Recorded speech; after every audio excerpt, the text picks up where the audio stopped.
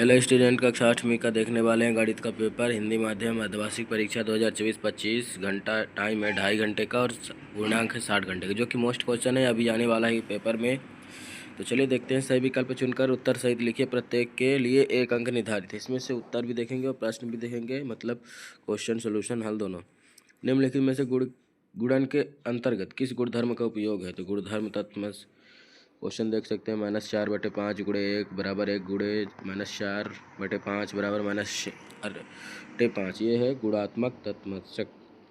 समीकरण 2y बराबर 5y -21 का हल होगा 7 होगा। 23 के घन के इकाई का अंक होगा 7 होगा। 120 का 20% होगा तो 24 होगा, जैसे कि टिक लगा हुआ है। ये 3 सेंटीमीटर लंबाई वाले घन का पृष्ठ क्षेत्रफल होगा तो 54 सेंटीमीटर स्क्वायर होगा।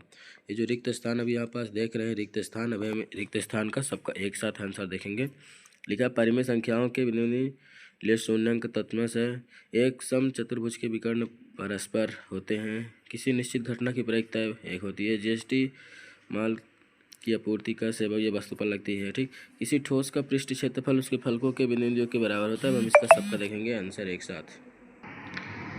यहाँ पास देख सकते हैं हम नोट्स में, ये जो है तो 6वें का बना है। परिमेय संख्याओं के लिए शून्य तत्वश, योज्य तत्वश, एक सम चतुर्भुज के विकर्ण के परस्पर होते हैं, परिच्छेदन होते हैं, किसी निश्चित घटना की एक होती है।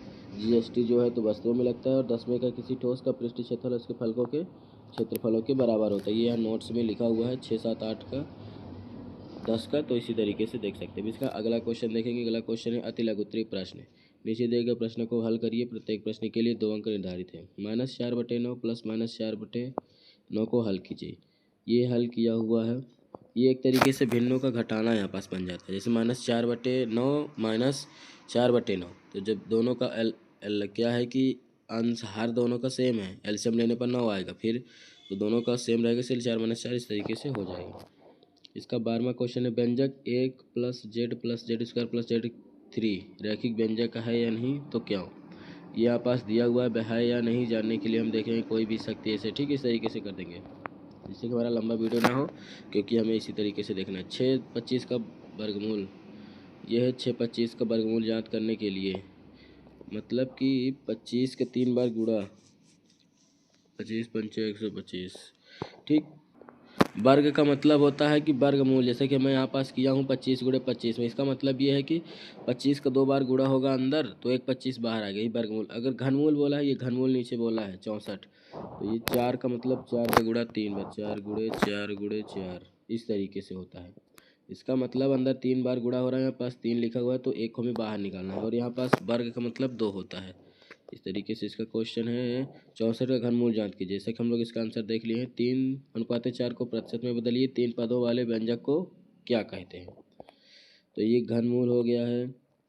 ठीक, ये है 3/4 को प्रतिशत में बदलने के लिए 4 से हम इसमें भाग दे दिए हैं। बदलने के लिए हम क्या किए हैं कि 3/4 कर दिए हैं, इसीलिए 75 आ गए। ठीक, इस तरीके से। और 100 का गुणा करने के बाद 75 आ गया प्रतिशत। 3 पदों वाले व्यंजक के तृतीय व्यंजक कहते हैं। ठीक, ये हो गया 16 क्वेश्चन। अब लिखेंगे 17 क्वेश्चन से। निर्देश दिए गए प्रश्नों को हल कीजिए। प्रत्येक प्रश्न के लिए 3 अंक है। -3/4 गुणे -4/5, 4 × 0 7 का मान होगा। ये है यहाँ पास मान। अब हम इसे हल करेंगे। 0 का मान 0 है, जबकि 0 से गुणा करने हैं तो 0 हो जाएंगे, इसलिए पूरे अभिमान का मान 0 होगा। हाँ, एक 0 है ना, ये सबसे ऊपर, और सब गुणे के साथ है। समीकरण को सरल रूप में बदलते हुए हल कीजिए। ये है समीकरण को बदलते हुए हल कीजिए।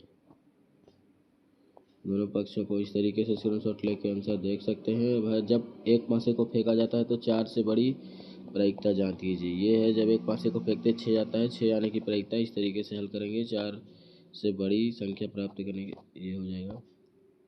एक थैले में 4 लाल गेंदें और 2 पीली गेंदें हैं, तो थैली के बिना देखे गेंद निकाली जाती है, तो गेंद की प्रायिकता क्या होगी? ठीक, इसका तीनों का एक साथ आंसर देखेंगे। वह सबसे छोटी संख्या जान कीजिए जिसमें से इतने का भाग देने पर धन है।